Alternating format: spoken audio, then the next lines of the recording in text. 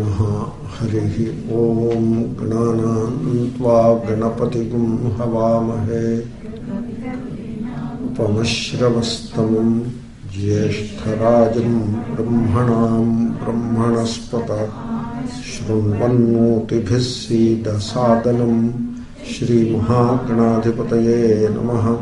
सदाशिवसमारम्भां शङ्कराचार्यमध्यमाम् पर्यन्तां वन्दे गुरुपरम्परां। सर्वेषामपि भूतानां हरिरात्मेश्वरः प्रियः भूतैर्महद्भिः स्वकृतैः कृतानां जीवसंज्ञितः। सो हरिः जीवसंज्ञितः ईश्वरः हरिः जीवसंज्ञितः। See, Ishvara is same as the Atma. This is one of the greatest theses of all religious and philosophical thought, that you are the divinity that you are worshipping. So you are the divinity. It is like this. You look at, you are there, you look at the world around you, the universe. And now you are compelled to conceive or to contemplate upon a God who created this universe. Because when you look at the universe, so you take yourself to be very small, because there is the tendency to identify with the body. So the body and the embodied are taken to be of the same order by mistake, and therefore now I am a small part of this universe. This is the starting point. That is how we start the investigation. And therefore you have a huge universe ahead of you, because you are a small part of it. Then you are compelled to think of a cause for this universe. In fact, you are the cause, but you are compelled to think of a cause, and that cause is Ishvara. Now, what could be Ishvara? So you visualize something about Ishvara, and that Ishvara is indeed your true self. Realizing Ishvara and realizing one's true essence are just one and the same. There is no difference between the two. In fact, here he says, Jiva Saujñitaha. Jiva, the individual, is a Saujña, name given to Ishvara. That is the name given to Ishvara. You see, Brahman, the supreme reality, that is the reality. When you say Ishvara, Brahman alone appears as Ishvara in one context. The same Brahman is the individual in a different context. The same Brahman is the Jagat, universe. So this is what we call Adhyatma, that is the individual. Adhibhuta is the world or the universe, and Adhidaiva is Ishvara, the God. These three are not three different realities. These three are three different aspects of the same reality. That is how we look at it. Therefore, it is the Brahman, that reality, the same reality, which is appearing as three. So that Brahman, in a given conditioning, is looked upon as Ishvara. So when you say the Brahman, the cause of the universe, when you say, then that Brahman is now called Ishvara. The Brahman manifesting or expressing itself as the universe, now that Brahman is called the universe. The Brahman reflecting in this body mind, the same Brahman is now called Jiva.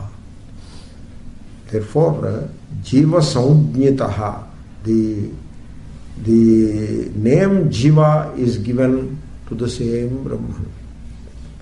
See, it is like this. There was one lady who gives food in the village to the wayfarers, to the people who travel. These wayfarers will be there. And so they come to that small place, and this lady, she prepares food and gives to them, and she takes some money for that. It is a kind of a lodging house of modern times. So in the old days, it used to be like that. There is this place in the village. It is a house, and that lady gives food, old lady. And so you give some money to her, she gives food. This is this place. Now one day, the king is wandering in his kingdom in a disguise. He disguises himself, and therefore he wanted to know how things are going on. And the best place to find out the happenings in the society is this place, because all the wayfarers assemble there, and so they talk among themselves. They stay there for overnight or a few hours, and then they move on. And so he joined that crowd, small crowd, and he took his food. And so she gave him food like everybody else, and then took half rupee for giving the food. And then he saw everything and he went. Next day she came to know that the king has come and has partaken food given by her. She was bitterly crying, I did not know that he was the king. Had I known, I would have given him more respect, would have given better food, and would have treated much better way. I did not know that he was the king. I thought he is some silly guy, a wayfarer like anybody else. Like that she was bitterly crying. We are like that. So, this jiva samujñitaha, this individual, you think that he is the individual. So he is the Brahman, not individual. But you miss the reality that is reflected in the body-mind, and you look at the body-mind and you take the body-mind as the real. Because the problem is, what is your vision about yourself will determine your vision about God and also about world. People should know this. Suppose you are conflicted within, then you will see conflict everywhere. This world is full of conflict. If somebody says that, I can immediately guess that he is conflicted himself. So people think that world is conflicted. Whether world is conflicted or not, when the world appears conflicted to you, that proves that you are conflicted. Suppose you say, oh, so much peace in the world. That means you have peace in you. So there is so much love in the world. There is nice love in your heart. So your vision of yourself, your estimation of yourself determines your understanding of the world. The same thing about God. Same thing. That's why the God is sometimes called as an anthropomorphic God. So, people are happily married, therefore they visualize God is married. Because they are happily married, so God must have been married. They have children, therefore God also must have children. And so, they like nice food, especially sugar, sweet food they like. Therefore, God must be like, they declare. They don't even say, God must have liked this kind of dish. They don't say like that. They say, God likes this dish. There is not even an element of doubt in it. God likes laddu, that sweet ball. God likes laddu. And therefore, that only means that you like laddu. So, and that God that you are worshipping as though outside is indeed yourself. No, I am the Jiva. Yes, Jiva is the name given to God. Jiva Saudnyitaha. You see, Bhagavatam is like that. The Kathakaras, they don't look at all that. They look at only Prahlada instigating these young boys to say Hare, Hare, Hare like that. And then Hiranyakashipu becoming furious about it. How dare you make them tell this name of Hari? He banned the name of Hari. Nobody should utter the name of Hari in my kingdom. He has banned it.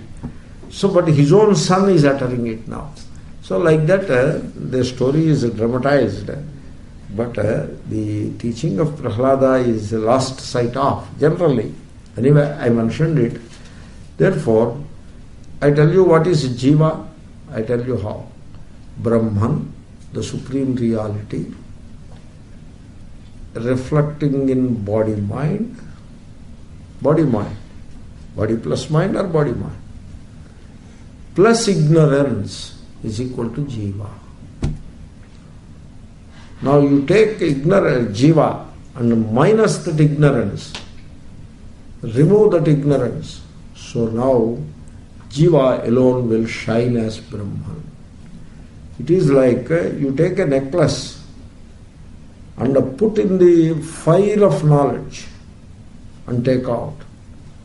You will get gold. In the fire of knowledge. In fact, in the actual fire also you get gold only. But here we are talking of the fire of knowledge.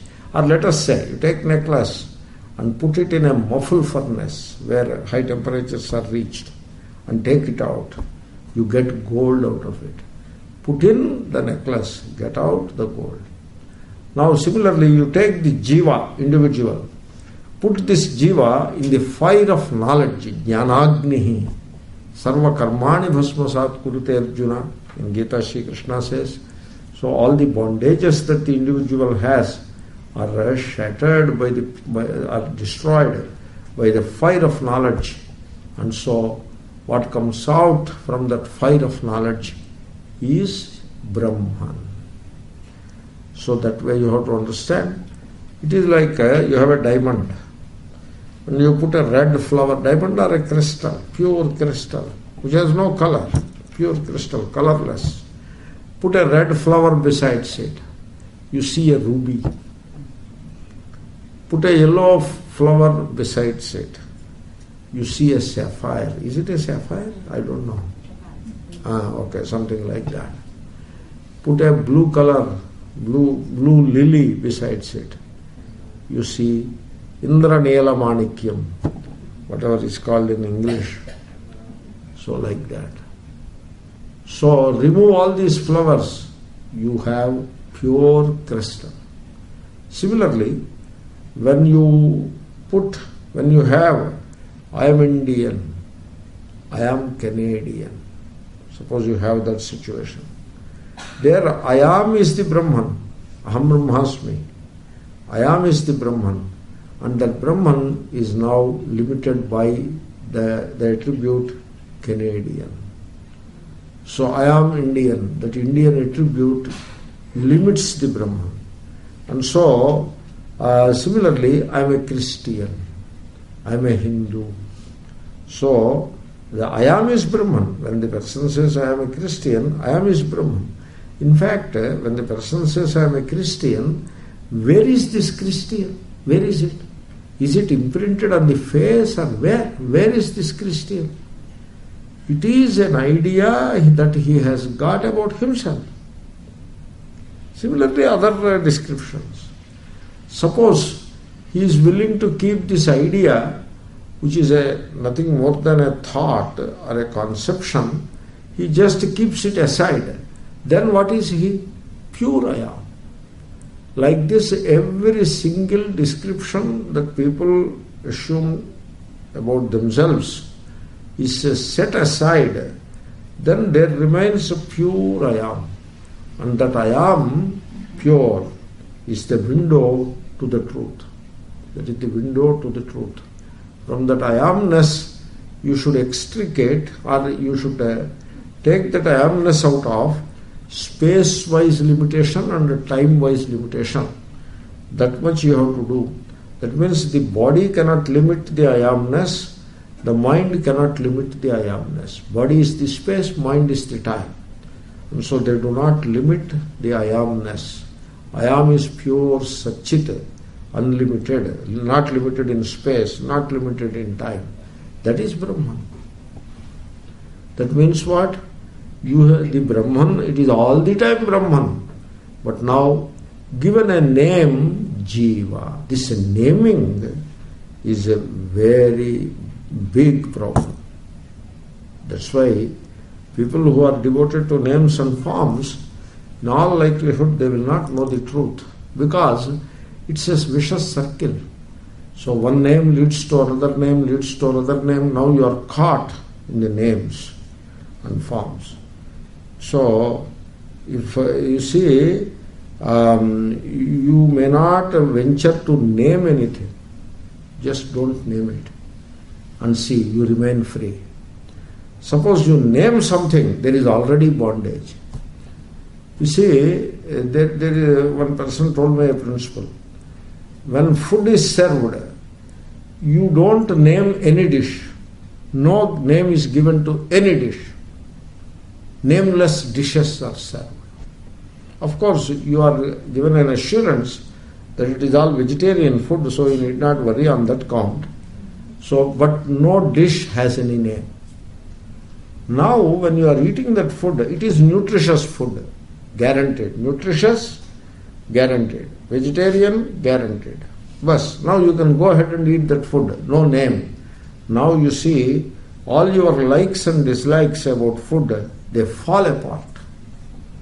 And gradually you reach a stage that all this attachment to this kind of food, that food, so I like this food, I like that food, all this attachment, which is not good for the body, which is not good for the mind, and which is not good for the students of Vedanta anyway. So all that attachment will fall apart if you do not name the food, name the dish. Just don't name it. That is the power of naming.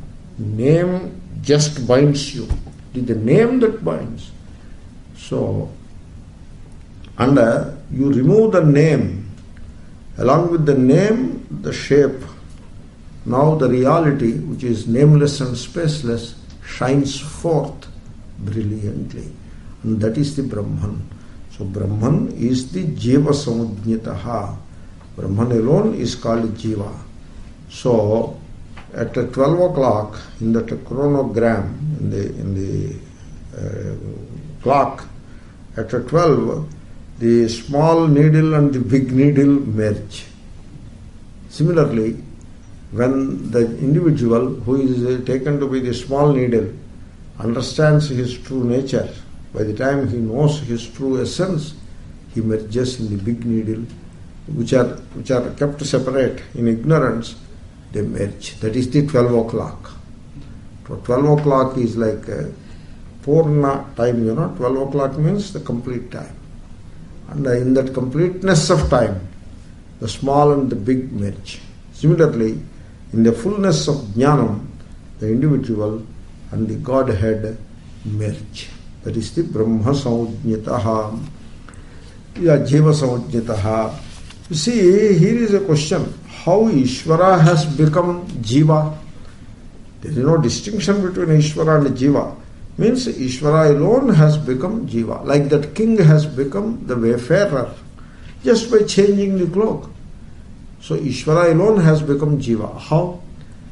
You see, one king was going in a palanquin. Palanquin? So people carry it in the old-fashioned way.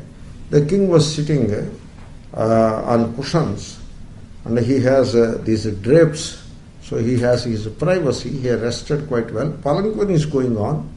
Then he pushed the drapes aside. Then he found a field by the side of the path. The field is there, and a farmer is tilling the field. So the king was amused, and then so he went. He stopped the palanquin, and so they stopped there. He came out of it and he walked into the field. Across the field he walked. And then he said hello to this farmer.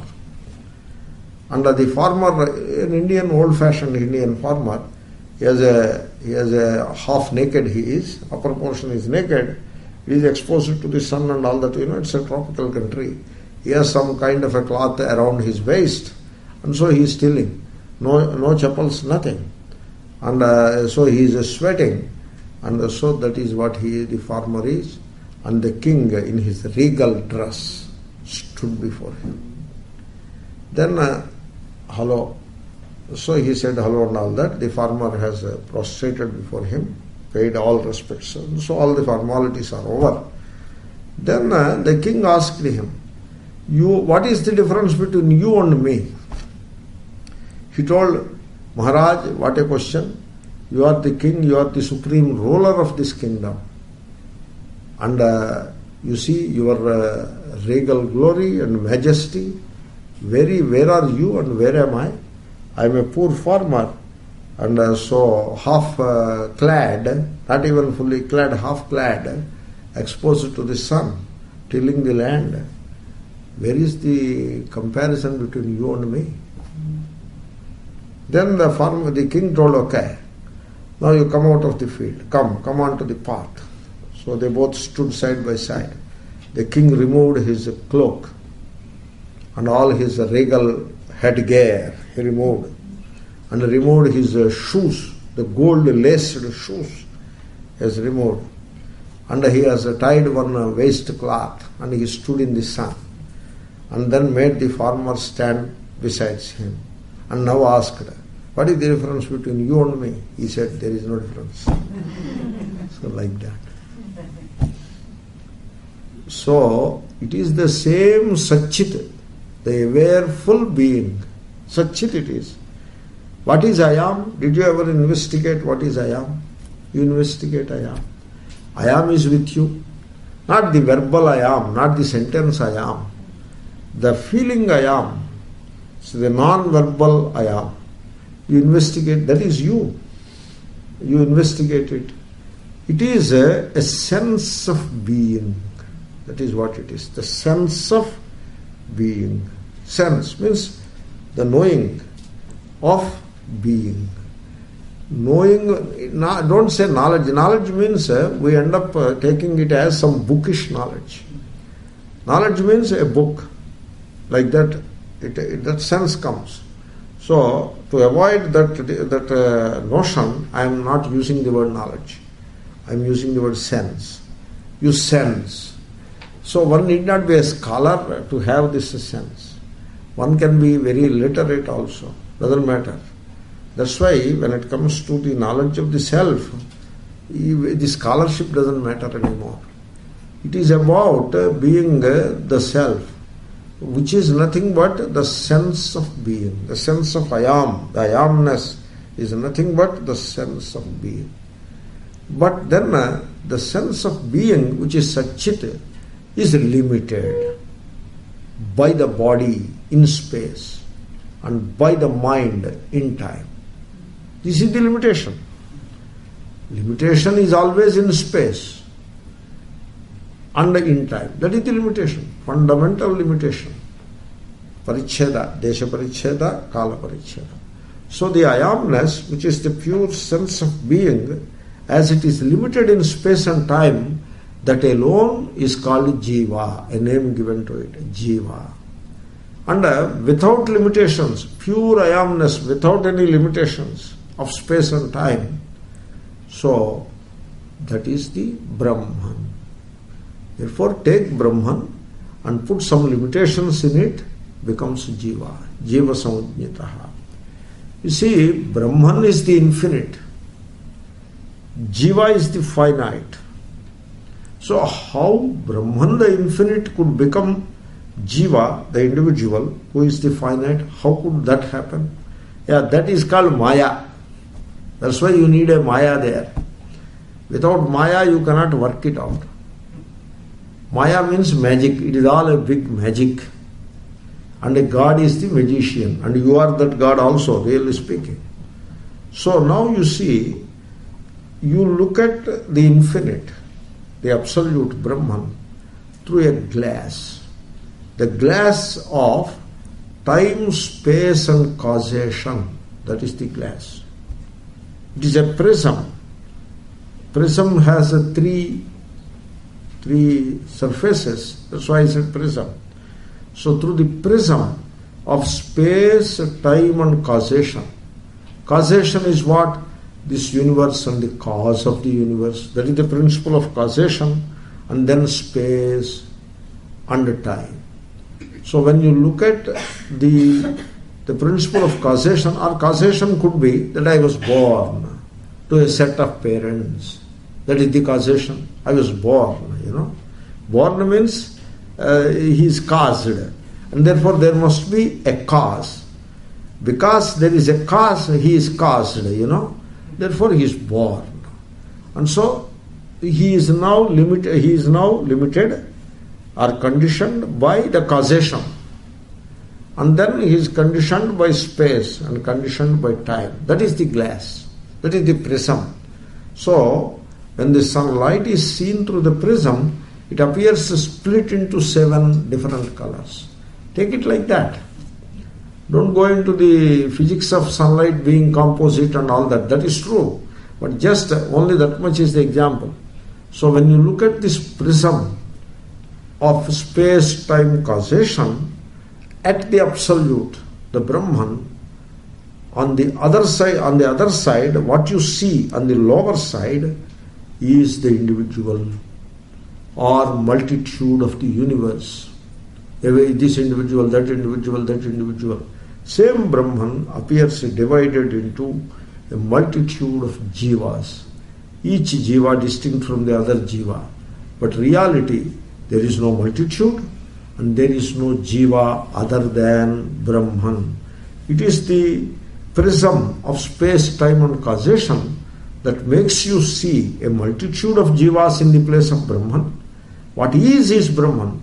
But in the place of that Brahman, because you look at this prism, you see a multitude of jivas. And then you also see each jiva different from the other jiva, thereby very limited. This is how it happens. And now you understand what is that absolute which is on the other side of the prism. What is that absolute? In that absolute, there is no time, there is no space, and there is no causation. That is the absolute. And so, in the absolute, there is no idea of time. The time is not there. Time is not there because the idea of time is not there. Because time is always a mental category. And in the absolute, there is no mind. There is no mind. This is the mind. The prism of time, space and causation, that is the mind. That is the prism of the mind. And that is the maya. And that is the ajnana. Mind is ajnana. And therefore, in the absolute, there is no mind. And therefore, there is no time in the absolute. There is no thought in the absolute. And unless there is a mind and there is a thought, mind and thought, thought comes from the mind like that. Or you can as well say mind is the thought, doesn't matter. So in the absolute there is no thought, and therefore in the absolute there is no time. You know why? Time is a category of the thought. In fact, thought and time, they go together. Thought is encased in time. The division, the condition of time is very inherent to the thought. And in the absolute, there is no thought. And therefore, in the absolute, there is no thought. And in the absolute, there is no motion, there is no movement, because absolute is one without the second. There is no second. And in the absolute, there is no causation, because it is one without the second.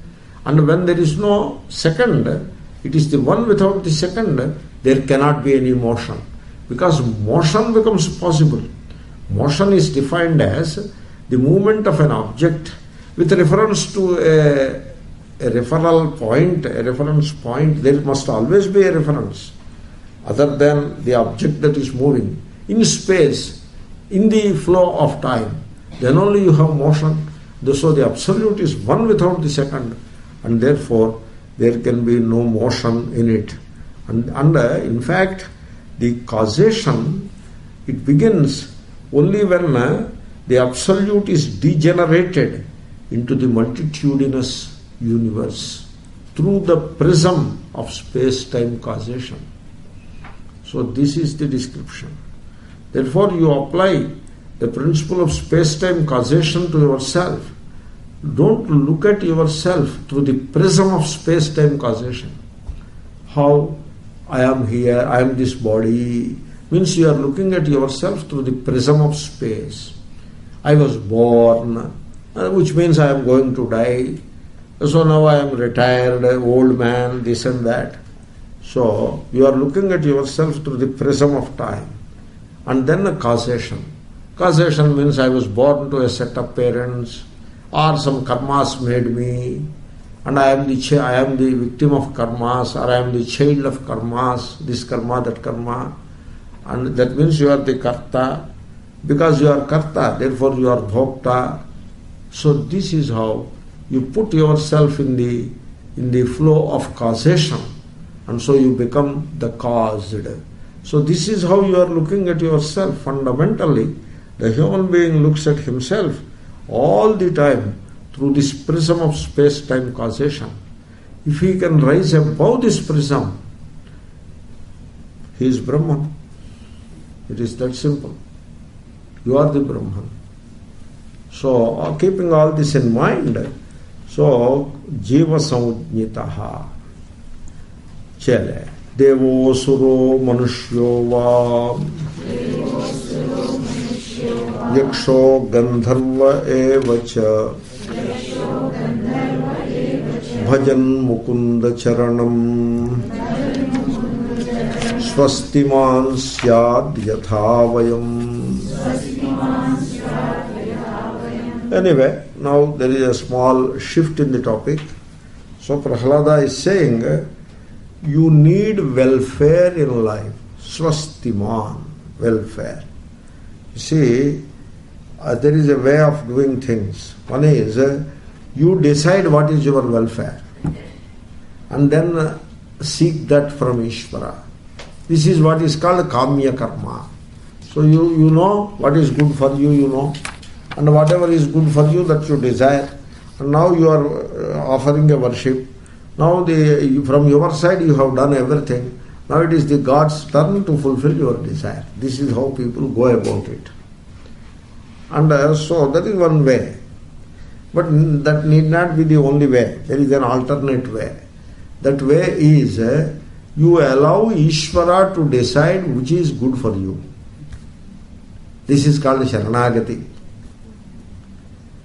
So, here is a brahmachari who knows that his happiness lies in getting married, and therefore he is worshipping. Because nowadays, this brahmachari is getting married is not easy. In India, the ratio has gone out of normal. It is not 50-50 anymore. It is something like 70-30 or 60-40. 60-40 is good enough to create a lot of imbalance. So, therefore, so the brahmachari, he wants to get married. Why should you want to get married? Because I will be happy. I will have a lot of comfort and happiness in life. And so, he connects the comfort and happiness to marriage. That is how he made the connection. He should consult the married people before making that connection. But anyway, he doesn't have that kind of space. So he decided, marriage is the thing for me. Now he goes to God. And first he goes to Guru. Guru Maharaj, so to get married, to which God should I worship? The Guru cannot say, go and worship Hanuman. That is not possible. It is ruled out. Because Hanuman worship is not going to help. Therefore, you have to find out some other worship. So this is how the human mind operates. Then there is another brahmachari. He decided, he has worked it out this way. There is another way. I surrender myself to Ishvara. Now whether I should get married or not, Ishvara will decide. And so he practices devotion in a very motiveless devotion. It is called motiveless devotion. There is no motive, like I should get married, that motive is not there. But there is devotion. This is called Sharanagati. And Prahlada, he subscribes to that kind of devotion. So swastiman syat yatha vayam. Anybody, whosoever it may be, he may be devaha, means an angel, a star. Devaha is angel. Asuraha means a demon. This is the Puranic language. In the Puranic language, Devaha is angel, Asuraha is a demon. But then Shankara in Bhashya, he says all devatas are among humans only, and asuras are also among humans. So who are these devatas? So the Hollywood stars are there, they are the devatas. They are the angels, you know. Really, they are the angels. Angels means stars. Right? Stars, you know. So they are the stars. If you go to Hollywood, so when you walk on the footpath, there you have all these stars one after the other. Their names are written on the footpath. They are the stars. So all these stars are the devatas. And these devatas, they will do a lot of good for themselves by surrendering to Ishvara, Devaha. Or it may be Asura. Asura means a person given to worldly pleasures. That is the Asura.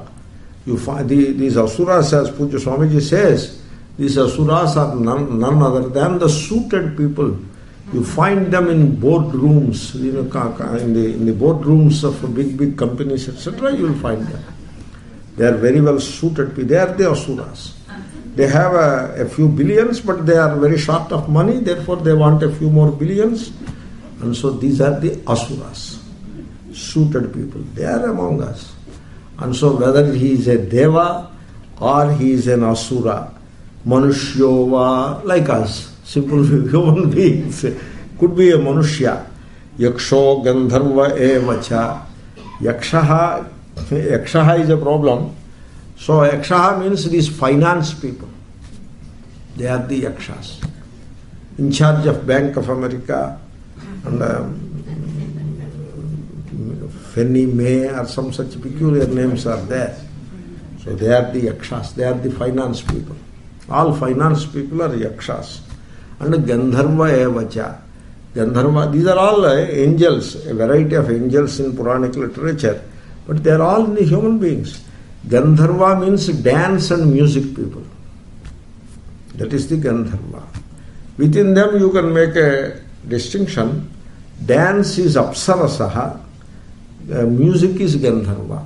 But if the distinction is not made, because dance and music go together, and so, for example, a dance you cannot have, a mute dance, I mean without sound.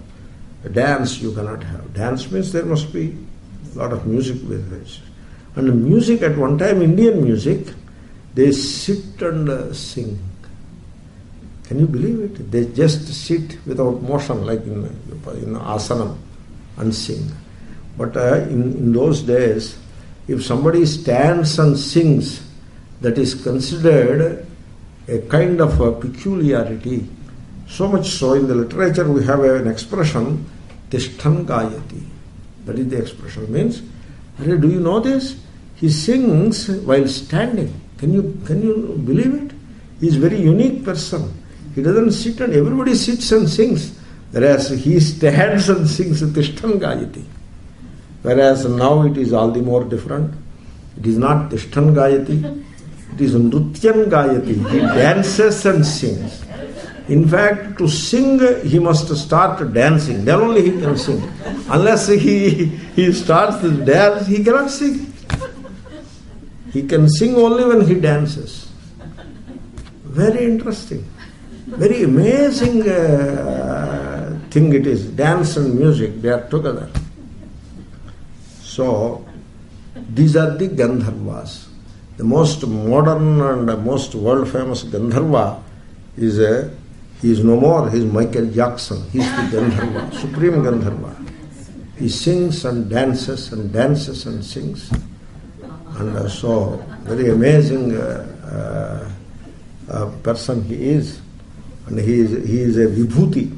He is one of his kind, I tell you. I have seen some of his singing and dancing. It is something. Anyway, so these are the Gandharvas. All are human beings, whosoever they may be. Everybody wants this welfare. Swastiman, yatha vayam. So Prahlada tells these boys, including us, we the kids studying in a school, for every one of us, for every human being, in every station of life, that is the idea, in every station of life, the only way to secure welfare, swastiman, is Mukunda Charanam Bhajan. So worship the lotus feet of Ishvara. Once again, it should not be construed right away as a name and form. Generally, lotus feet means they have a pair of feet there. And so physically they take it like that. So not necessary to take it like that. Feet represent some sanctity. Like in India, they touch the feet of a Mahatma. There is a sanctity in that, and there is a meaning and reason also. They don't touch hands or head or any such thing. They don't shake hands, they touch the feet. Shake hands is another way. So, you see, for the hands, the presiding deity is Indra. For the feet, the presiding deity is Vishnu. Now you want to shake hands or touch feet, you tell me? That is how it is decided. Shake hands means you are paying respects to Indra. Whereas touch feet means you are paying respects to Vishnu, the Supreme Lord, within the hierarchy of Devatas. Anyway, therefore there is a meaning in touching the feet. But here, it's not that God stands there, you go and touch the feet. It is not. So we should not convert the whole thing into some ritual. It becomes a simple ritual. So God is standing there, and therefore you go and touch the feet. You have done your job. Now you can go back into the world with reinforced vigor. That is not the way to look at it. Touching the feet, or serving the feet, or being devoted to the feet, the lotus feet, means surrender. That is the significance of feet, surrender. So, we will do well to surrender. This is what is said. In America they say, let go and let God. Or the other way, let God and let go. Means you allow the God into your thought life. So allow God to enter into your thought life in a big way, and then let go. Let go means become free. Give up all concern and become free. It's a great freedom. Give up all concern. You see, this is my argument. You may give a thought to it. When we were in 2011, we were concerned about 2012. Now, in 2012, we are not concerned about 2012, we are concerned about 2013. So, all our concern about 2012, which we had in 2011, was a waste. Because 2012 has come and is going and is gone. So, what for we were concerned about it in 2011? Unnecessarily we were concerned, right? Do you agree with me or not? Now, the same way we are now getting concerned about 2013 unnecessarily. 2013 will come and it will bring what it has to bring. Allow it to unfold and accept things as they come. Some of them will be very nice and the rest will be not so nice. And so you accept the flow and receive whatever comes gracefully and accept it. So, if you accept what comes, then there is no distress anymore. All distress comes from the psychological rejection of what is. You should not reject what is. How can you reject what is? How can you reject what is? You cannot reject what is, there is no sense in it. It is like there is wall and so you go and hit it. You have to bypass it and go elsewhere. Similarly, what is, you should accept it. You cannot say, I reject what is. That is wrong. So, no, I want to do something about it. You do, but first accept. Accept and then do, so that you can do effectively. Therefore, there is no point in getting concerned about 2013, because our experience shows that all the concern that I had in 2011 about 2012 was a waste, because 2012 came and we received some good things and some bad things also, and we are fending, we are going along with it. So the same thing will happen in 2013 also. So why to get concerned one more time? But people, every year, their first thing is create a load of concern and worry about the next year. This is the New Year worship. So assemble all the people, assemble on the New Year, so that they create an atmosphere of concern, anticipation and insecurity and fear for the coming year. That is the job they do when they assemble for the New Year. What a silly thing to do. You should not do that. When you assemble for the New Year, you should resolve. We are surrendering to Ishvara's glory. And we do not anticipate anything. We do not get concerned about anything. And we are letting go. And then accept things as they come. If that is your resolution of the New Year, you will not know what is insecurity and fear. Anyway, whosoever he is, he may be very superior like an angel, or may be very inferior like a demon. Whosoever it is, by surrendering to Ishvara, it is possible to gain all the welfare that you need. Nalam digvijatvam devatvam rishitvam vasuratmajaha प्रेरणनाय मुकुंदस्य नवृत्तन्न बहुज्ञता. Here is a dvija. Dvija means twice born. This twice born concept is everywhere. Of course, in India it is there. So, this young boy at the age of 9 or 10, he is given Gayatri Mantra and a sacred thread, etc. Now he is twice born. This is there in Christianity also. In Christianity they have some expression similar to that. Born again. Born again. Means he started going to the mass and started doing prayers, and so he discovered the glory of Christ in his life. So he is now called born again. And then in Jewish culture it is there. Bar Mishwa, etc. So everywhere it is there. I think it has come by the Silk Route. I suppose so. Anyway, so this is Dvijatvam, twice born. It's a special status of a Brahmana. And he is respected. If he is a Dvija, twice born, means he is initiated into Gayatri and he lives a very pious life. So that brings a lot of reverence to him. So here the question is, so should one be a Dvija to surrender to Ishvara? No, not necessary. So you don't need that qualification.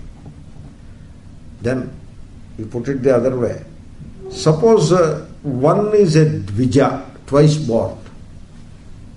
So will he be surrendering to Ishvara because he is a Dvija? You don't know. He may not. Therefore, Dvijatvam, the qualification of being twice born, is neither a sufficient condition nor a necessary condition for surrender. One need not be a Dvija, yet one can surrender. One may be a Dvija, but he may not be surrendering at all. He may be pursuing worldly things without surrendering. Same is Devatvam. Suppose he is an angel. So, is he particularly qualified or suited to surrender to Ishvara? No. Should we be angels to surrender to Ishvara? No. It is neither necessary nor sufficient. rishitvam, like a rishi, means a very pious person, an entire life devoted to austerity, or an entire life devoted to studies, a great philosopher. Therefore, he is particularly eligible for surrender to Ishvara. Can you say like that? No. Even that is not necessary, not sufficient. O boys, asuratmajaha. So, na vruttam na bahujñata. So, vruttam is sacred vows, conducive preparation as charity, not austerity. Okay. Yeah. Vruttam. Vruttam means a character. Means suppose he has good character. Therefore he alone can surrender to Ishvara. Now here is a person. He had a life of criminality. He performed a few crimes, and he visited the penitentiary a few times. But now he wants to surrender to Ishvara. So can he do that? Yes, he can. So even the vruttam, the conduct, is not a condition for surrender. Na bahujñata. One need not be a great scholar knowing many things to surrender. One could be a novice, a very silly guy, not knowing anything, but still he can surrender to Ishvara. So this surrender to Ishvara, Sharanagati, it just doesn't demand any condition from the people.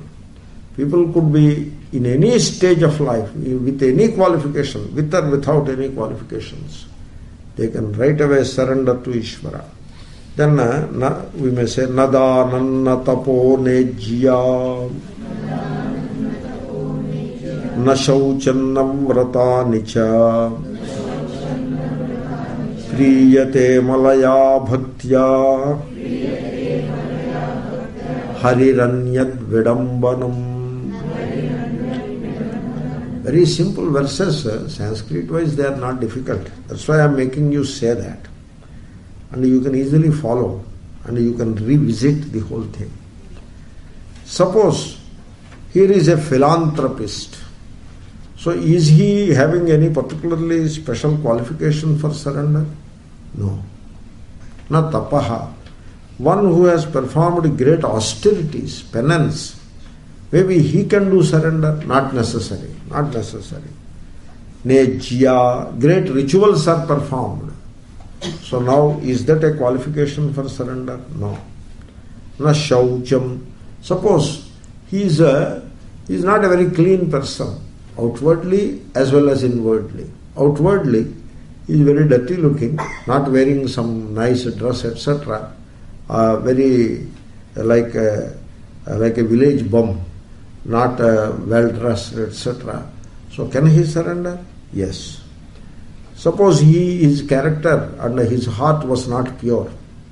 He had some impurities of heart, and now he decided to surrender. Can he do that? Yes. Nam vratānicha, great vows they have not taken. So he has no vows in his life. So can he surrender? Yes. So what does that mean? This only means this much. Harihi amalaya bhaktya priyate. Ishvara is pleased, or he is nicely propitiated, and he can shower his blessings upon you. All this can happen by devotion, bhakti, love. Bhakti, love. Bhakti is love. Also called devotion. Devotion is love. And what kind of love? Amalaya. Free from the impurity or the blemish. What could be the blemish in devotion or in love? What could be the blemish? The blemish could be a desire.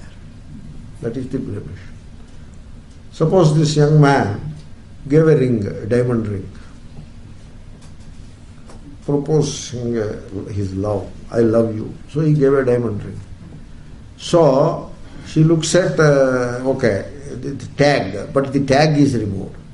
Okay, let me see the bill. Okay, this is the bill. This is the ring you brought for me? This just $499. What kind of a ring it is? At least it must be some $2,000 or $3,000 from Tiffany and Company. It must be that much. It cannot be some silly ring of $499. What kind of ring it is? So I do not accept this engagement. Suppose she says that. That means she has got it all wrong. Love should not be like that. Whether she or he, it can be the other way also. So in love, there is no desire involved. So desire, a demand, an expectation about wealth or whatever. If that is there, if there is some expectation or some notion of gaining some advantage, I love you. So even while saying that, he knows that there is an advantage in loving her or him. There is some advantage. It could be physical advantage in the sense that he gets some wealth or whatever, she gets some wealth or some comfort, whatever. Or it could be psychological advantage. So even while saying I love you, he said it, or he is still saying, and he still holds on to that idea that I love you, because he feels that in loving her I gain some advantage, some psychological advantage. Even that is not love. Even that becomes an attachment or moha, infatuation, asakti or moha, not love. There is always some love, you cannot help it because you are the love inside. Therefore this love will be expressing in every part of life, but it is mostly covered up by attachment and infatuation, moha. So we have to take that precaution. So love must be very pure, amalaya. You put a demand along with your expression of love, already the love has become impure. Mala is impure. See, you try this in the world, you try. Suppose this young man says to the lady, I love you because your father is rich and I am likely to get some riches. Suppose he says it. Then what she will say? Either she will say shut up, or she can even give a slap of her to the guy. Because it is kind of insulting. Your father is rich and I am likely to get some wealth from him. If I love you, therefore I am loving you. What kind of a statement it is? But with God you can get away with all that. Oh God, I am worshipping you because you happen to be the consort of goddess wealth, Lakshmi, and you are likely to give me some wealth.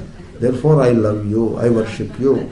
And poor God, he listens to all that. He doesn't, because he has become a stone. He just listened to all that.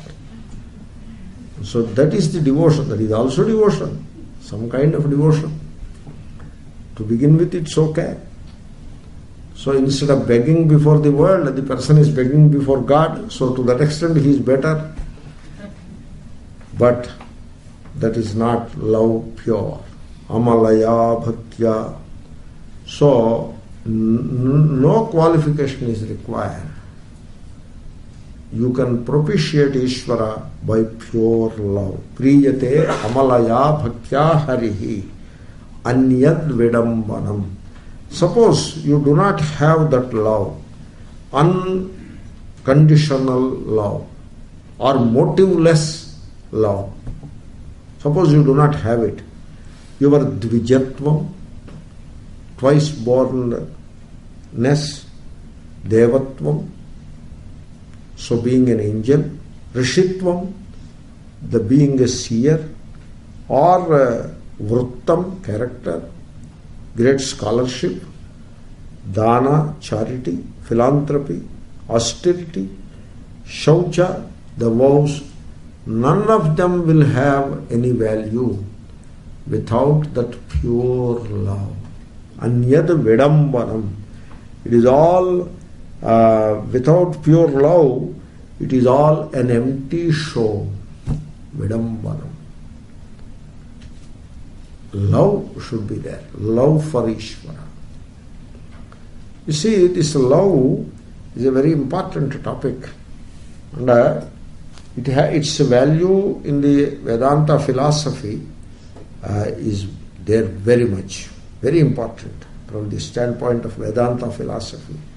And then from the standpoint of pragmatic life, it is the one thing that we have to cultivate to make life free from conflict. That love. Love is the supreme power.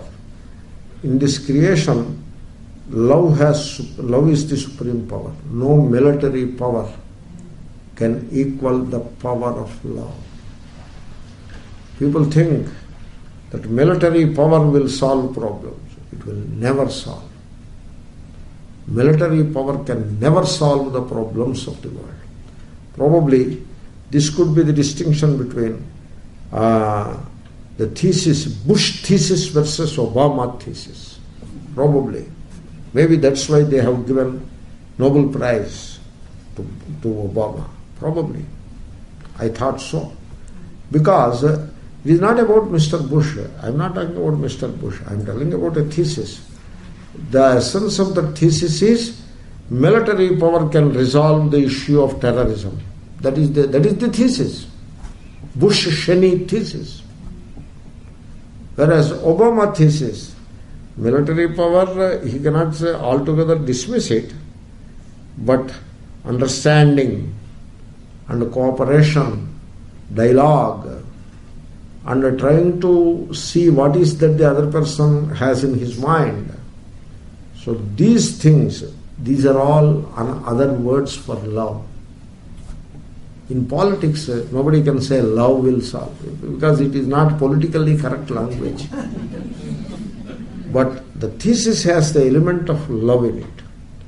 So military power cannot solve any problem. Any power, money power or physical power, they cannot solve any problem, any conflict. Whereas love can solve all conflicts of the life. And love has supreme power in this creation. And one should know that. And then there is another thing to know clearly. Love of God is not different from love of anything else. It is one and the same. You know why? Because Sarvam Khalvidam Brahma. All is God. Suppose you love a flower. You have to love a flower. If you are attached to a flower, that is not devotion. For example, when you look at a flower, your heart jumps with wonder and amazement at the glory of Ishvara. You don't disturb the flower. In fact, you don't even touch it, because when you touch the flower, it may wither, even to a minute extent. Therefore, you don't touch it. The question of cutting it and putting in the pocket, etc., doesn't arise. That is not love. That is all attachment. 12 roses, 9.99, all that is attachment. That has nothing to do with love. Why do you need 12 roses? You don't need 12 roses. Human beings are self-contradicting all the time. You know what they do? When they see a rose on a plant, they cut it with the stem. Then what will happen to the rose? It will wither away. But then what they do? They put a small capillary-like thing and put water in it and put this stem. I asked somebody when he put that, why this glass thing with water? Swamiji, don't you know this much? It will wither away. Oh, great wisdom. It will wither away. Therefore, you have put a vessel and put it. I ask you, when you know that it will wither away, why did you cut it in the first place? You should not have cut it, Don't cut it, just leave it where it is. Then it won't wither away. No, I did not cut, somebody else cut. Somebody else cut because you are paying him. You stop purchasing this $12.99, $9.99 thing, then he will stop cutting. It's a vicious circle, Therefore, that is not love. That is, you see, when when you love an inanimate object, a lifeless object, it is called moha. It is not called love. You may use the word love, but when you see it as the glory of Ishvara, a rose is the glory of Ishvara. The way the petals are structured, the color, the fragrance, it is all the vibhuti of Ishvara. And I love. I love the rose. I love the tree. I love the birds. I love the dry leaf falling from the tree, lazily falling from the tree, not knowing where will it fall. Kabir Das compared human life with a falling leaf. The falling leaf doesn't know where will it fall. It is falling from a majestic tree, Taruvara. It is coming out of a majestic tree, but it doesn't know. It is now divorced or separated from the majestic tree, and it doesn't know where will it fall. Similarly, this jiva is separated from the body, and where will he fall? He doesn't know. He will fall somewhere. Like that he compares. And so that dry leaf falling from the tree, I love it. And I watch it as it lazily comes and falls on the ground somewhere. I love the trees which are moving their head in the breeze. I love the simple noise that they make, that rustling sound they make when they move their heads in the breeze. I love the meadows, wild meadows. Don't take a cutter and start cutting. Just learn to love the wild meadows. I love the kids, children. I love elders. I love young men. I love women. All life forms I love. Without looking at caste, creed, race, religion. Every human being I love.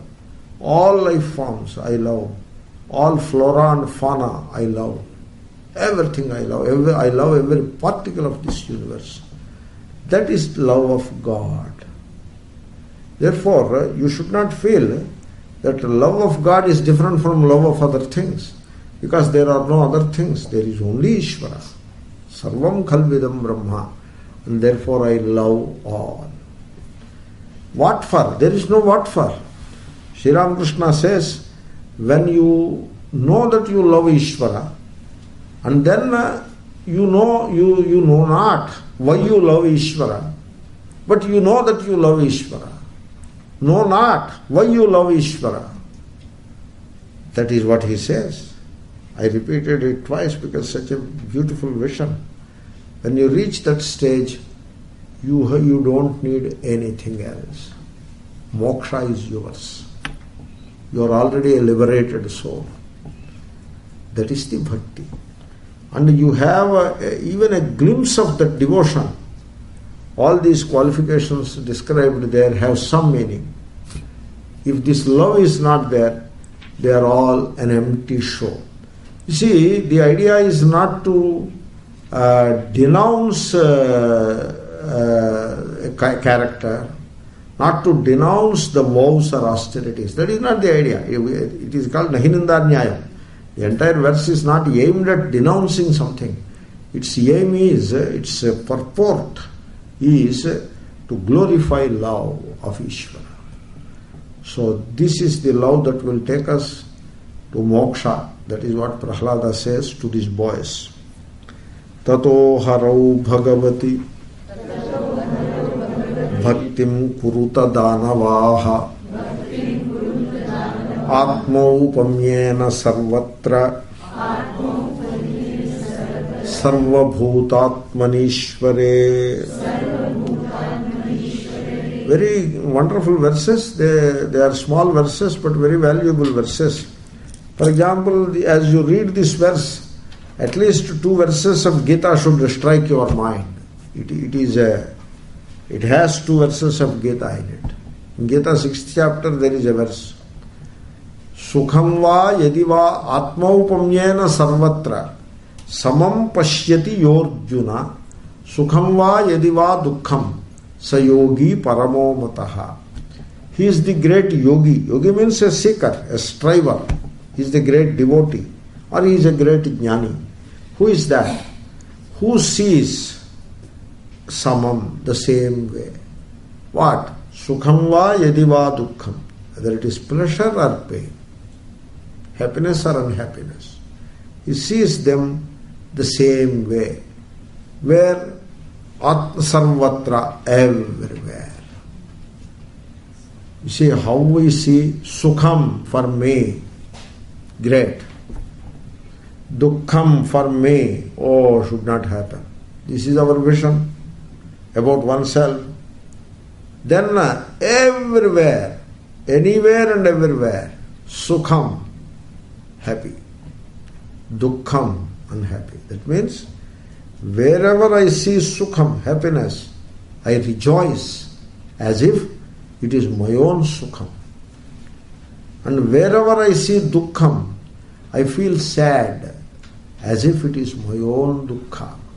This is called atmaupamyena. So, you see, generally people, when a small calamity comes to them, they exaggerate it. Oh, what a big calamity has happened to me. But a big calamity comes to the others. Oh, life is like that, they should know how to face it, like that we say. So generally, there was a doctor, a surgeon. He was doing surgery every day, big surgeries, he was doing major surgeries. And so he was saying, what is in it surgery? Just give anesthesia and I will cut it and remove the whatever part I have to remove. Afterwards he is pushed into the intensive care unit. There he will recover. In a week or 10 days he will recover. No, there is a lot of pain after the anesthesia. Some pain he has to undergo. We have anesthesia and so some withdrawal pain will be there. People have to bear with it. Like that he was saying. Then one day he had to undergo a surgery. Small surgery. Just a little surgery. Then some anesthesia, some silly anesthesia is given and the surgery is over in 10 minutes and then he was sent home and the anesthesia is now wearing out. Now he says, this is what he says, I have done so many surgeries, big surgeries, but not a single surgery was as painful as this surgery. That is what he says. How can it be painful? So that should not be the approach. Everywhere atmaupamyena. So what I tell you, when you rejoice as you see people in happiness, whosoever they may be, they are happy, therefore you rejoice. You are a yogi. And they are unhappy, therefore you feel unhappy. You become sad. When you see people becoming sad, you become sad. Ayyo, papam, like that. So, you are a yogi. Atmaupamyena. That means all sense of division based on caste, creed, race, religion, region, nationality, all divisions are kept aside. You see Atma, the same Atma, which is Ishvara, in every living being. This is the Atmaupamya. So, Sarvatra, that is that is the devotion. This is how you have to practice devotion.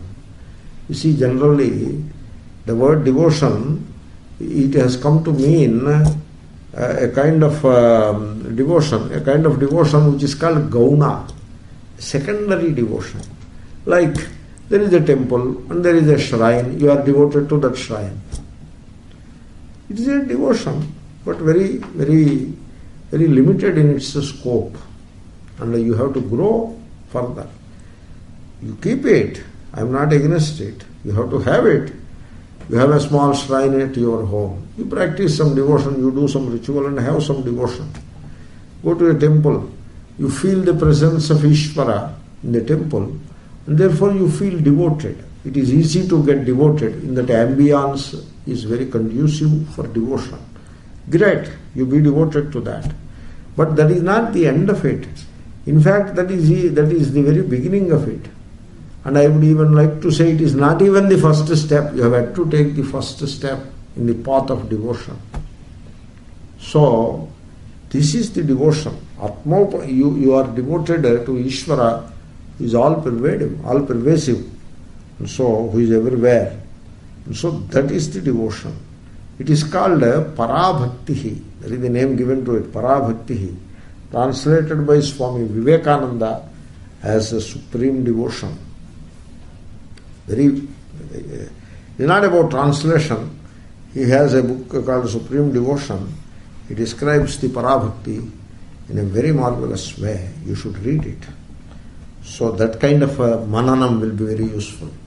Anyway, O Danavas, O boys, please practice such a devotion on Ishvara. Please have that devotion in life. And there are two elements in the devotion. One is Sarvatra Atma Upamyena. So that we have seen.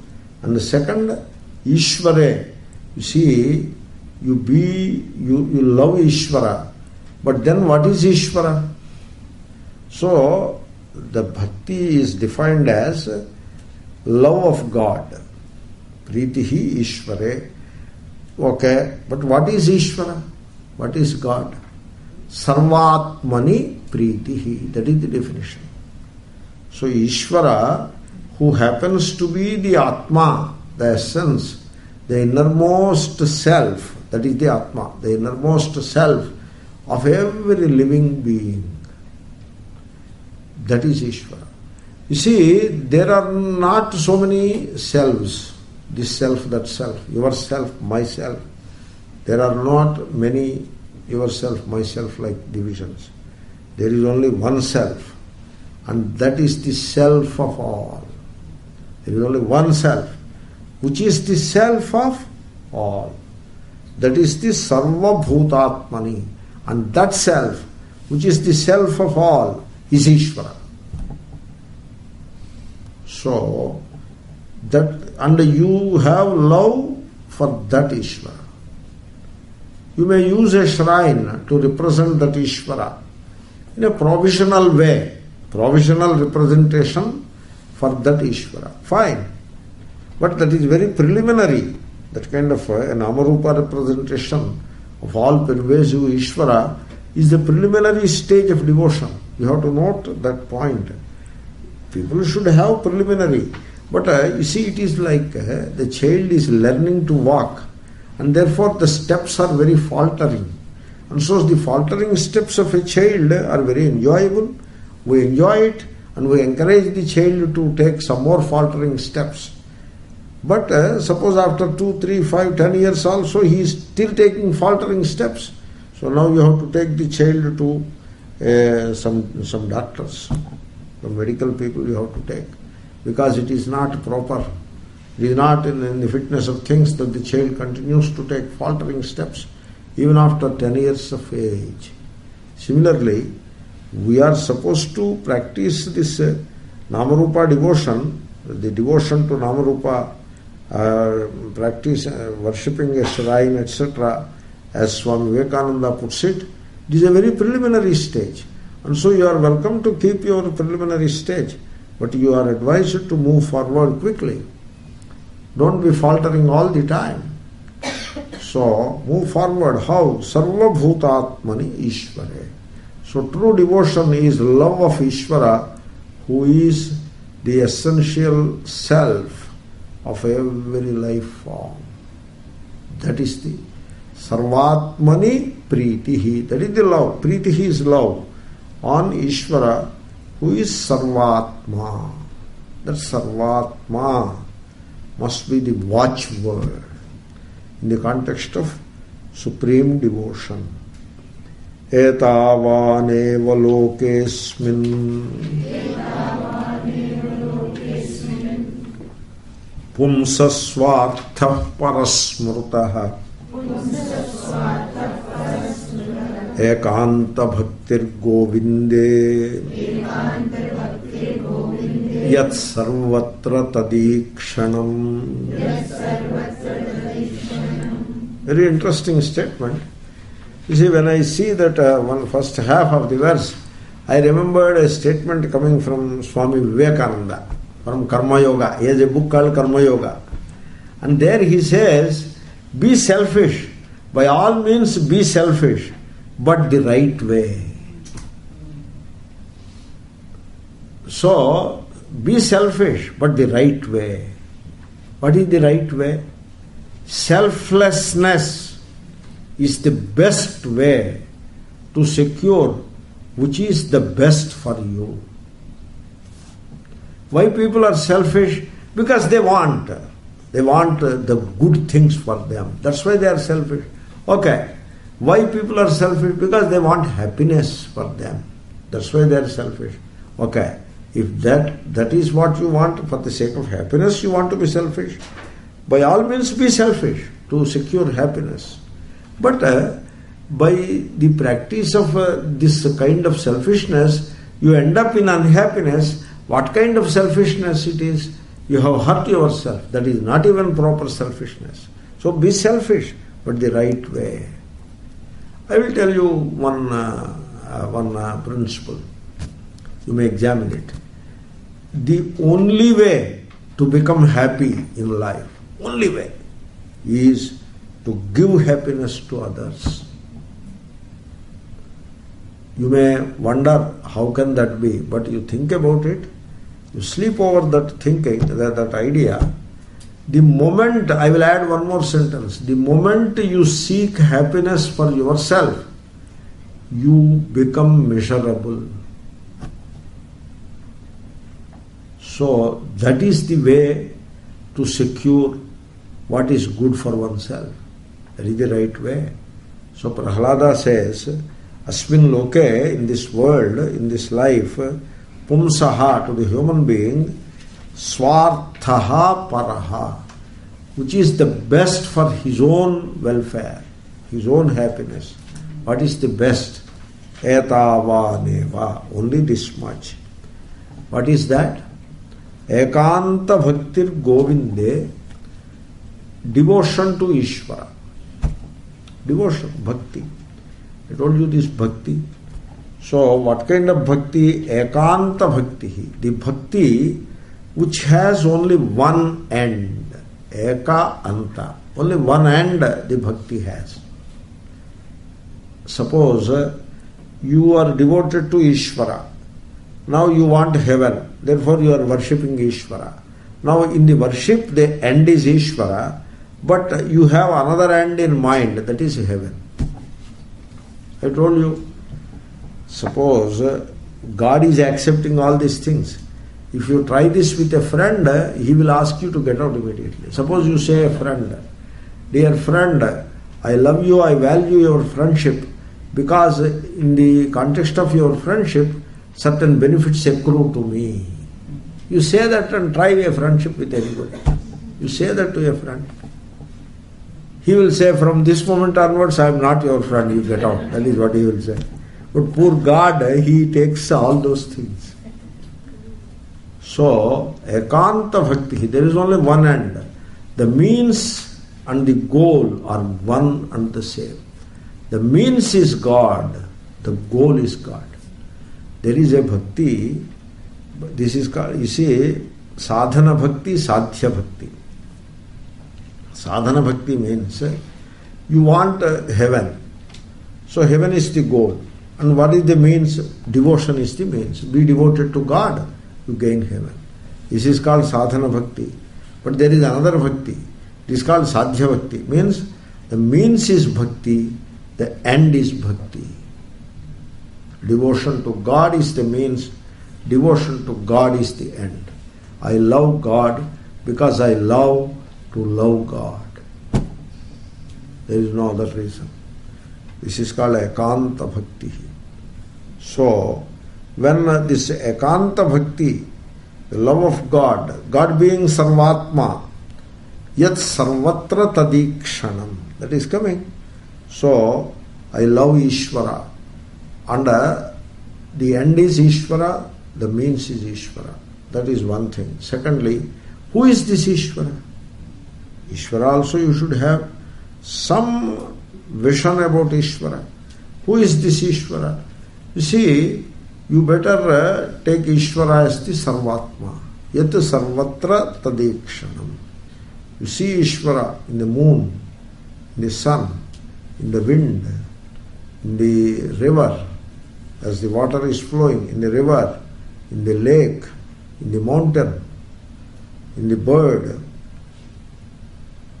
in the tree, in the flower, in the butterfly, in the human being, in the young man, in the young girl, in the old man, in the child. You see Ishvara in everything. And then seeing Ishvara, that is Ishvara. And now I am devoted to that Ishvara, Sarvatma. For what? The question doesn't arise. It did not occur to me till now. Now that you are saying, for what? I can only give one answer.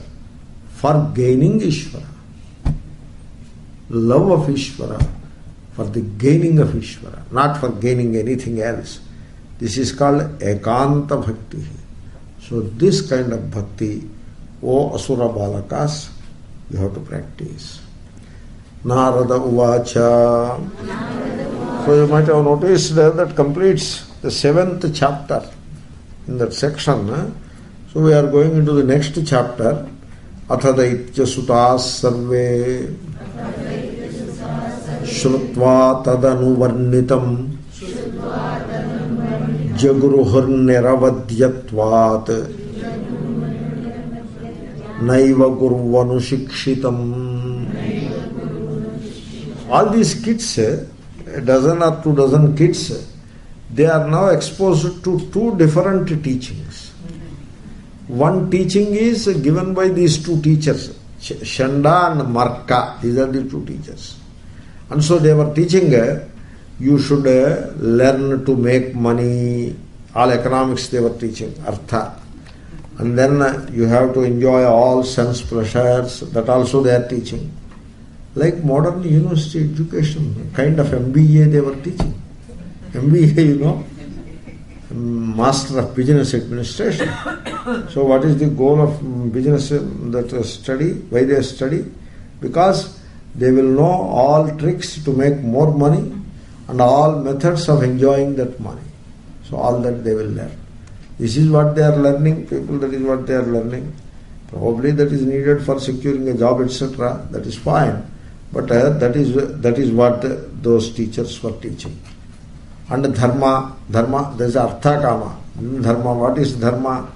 Hiranyakashapave namaha, that is the dharma. Hiranyakashapu is the Supreme Lord. Hiranyakashipu is something like this. It's a story, a Puranic story, a mythological story, but you can find some elements of comparison here and there. Adolf Hitler was like Hiranyakashipu in certain respects. So he is a dictator, and everybody should follow his wish. Everybody, including the clergy, have to follow his wish. If the clergy do not follow his wish, even if a small hint is there that the clergy is not following what Hitler said, they are trying to oppose, they will be arrested and thrown into concentration camp in Dachau. Some of you must have read some of it. So all these priests, there is a block within Dachau concentration camp. There was a block called priest block. All the priests are incarcerated there. He was like that. Adolf Hitler was like that. Real Hiranyakashipu he is. So in certain respects, so like that. Therefore, all these Puranic stories have some kind of some kind of similarity in the society. Anyway, so this is what those teachers were teaching to the kids. Gurvanu Shikshitam. And then Prahlada's teaching you have seen. Very elaborate teaching it is. For 8 days I have taken Prahlada's teaching this session. And the last session must have been there for 4 or 5 days. So 12 hours, 12 classes of teaching we have seen. That was the teaching of Prahlada. And these kids, it is interesting, the poet says that the kids, they were exposed to both the teachings. They were very wise kids, very smart. They were not saying anything to the gurus, but they have rejected the guru's teaching. they have taken the Prahlada's teaching to their hearts. That is what he says. They did not say to the Guru, "Oh Guru, you are telling wrong." They did not say that. They were listening to the Gurus. And then they were exposed to Prahlada's teaching. They could see that the teaching of these two Gurus is worthless. Prahlada's teaching alone is the right teaching. And these children, they were smart enough to see that. We'll come back. Om Purnamadah Purnamidam Purnasya